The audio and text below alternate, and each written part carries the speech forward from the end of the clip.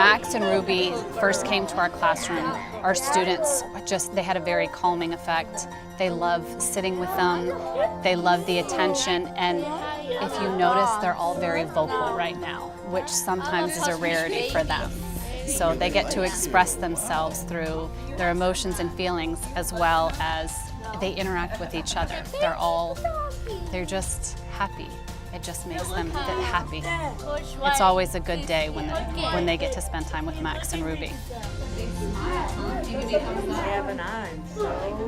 So they love asking questions, but it's sometimes hard for them to understand.